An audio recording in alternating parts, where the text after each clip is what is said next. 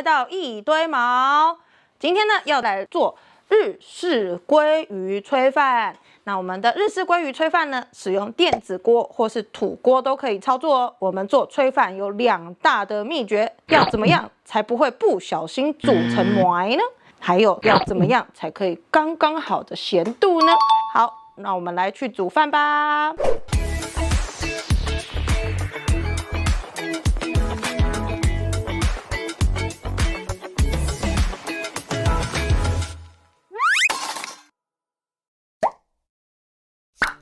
我使用的是2杯米，洗好后先倒入土锅待命，拿出一个量杯，先加入1.1杯左右的水，接下来呢再加入1.1杯的日式煎鱼酱油。正常来讲，总共的水量是2.4杯，但是呢，因为炊饭的蔬菜它会出水，所以呢，秘诀就是比你所需要的水再少一点点。好，我们先试喝一口哦，比你想要的炊饭的咸度再咸一点点，这样就对啦。如果你觉得不够咸，就再加一点酱油；你如果觉得太咸，就再加一点水。那浓淡看个人哦。调味完成以后，我们再度使用2杯倒回2.2杯的调味水，我们就让米浸泡20到30分钟。我们来处理鲑鱼的部分啦，稍微给它清水清洗沥干，然后呢拿出纸巾，我们稍微把鲑鱼2面稍微给它压干。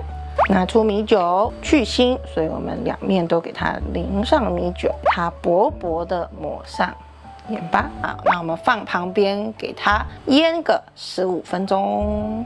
鱼正在腌制的同时，我们来处理蔬菜吧。只要是耐煮甜甜的蔬菜都可以使用哦，但是不要用容易烂掉的叶菜叶，这样子会绿绿糊糊丑丑的哦。红萝卜、玉米笋、红喜菇、洋葱、冷冻毛豆处理好啦，都把它切碎。好，那我们就可以来铺料咯。切记千万不要太贪心，使用太多料。你看我有留一点空间，让这个蒸汽可以在里面运作。如果你太贪心，跟我第一次煮炊饭一样，放到这边的话盖不起来，这样整锅会不熟哦。我们把它放在炊饭上面，好像皇帝哦，躺在这边舒舒服服的。好，准备来咯，盖上盖子，再盖上盖子，来开火。中火，大概10到12分钟的时候，它就会冒烟，从这个气孔气这样子冒烟。那我们先倒数计时11分钟。那呢，如果你不是使用土锅，是使用电子锅的话呢，此时只要照正常煮饭程序给它按下去就可以啦。好啦，时间到啦。那呢，时间到呢，不代表它就要冒烟咯，这只是一个概述。所以代表我们现在要锁在炉子里面等待它的冒烟。好，总算是冒烟啦，有看到吗？如果你是喜欢吃有一点锅巴口感的话，你可以在冒烟的时间多滚30秒，然后让那个水分再烧干一点点。再10秒，5、4、3、2、1，关。有看到冒烟吗？它这就在进行炖煮，这时候要让它焖20到30分钟。那我们让它焖煮30分钟咯。Go， 打电动，时间到，我们要来开锅啦！哒啦，你看大家都熟透透啦。来吃之前，我们要先把鲑鱼先拿起来处理一下，那这个先给它盖着，稍微焖一下。你看这个有骨头，如果你很懒惰的话啦，你可以直接买处理好的一块一块的鲑鱼。不过我觉得完整的鲑鱼它比较鲜甜一点吼。好，来我们来处理它，仔细的把这个鱼骨给挑掉，然后还会有这种细细的隐藏版的骨，然后稍微给它挑掉。确认要很仔细哦，你看这个都很可怕。会突然杀出来，会给丢。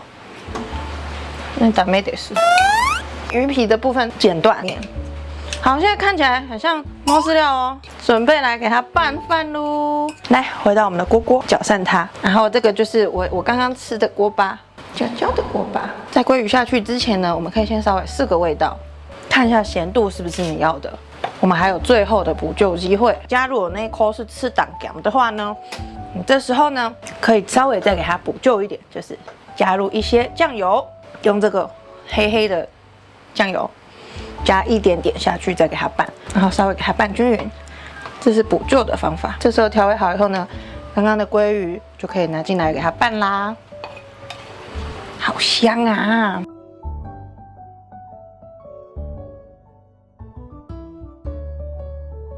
吃饭饭 ，Go！ 大家喜欢我们今天的日式鲑鱼炊饭吗？如果喜欢的话呢，不要忘记按赞、订阅、下面留言哦！不要忘记订阅，不要忘记订阅，不要忘记订阅。那我要去吃饭饭啦！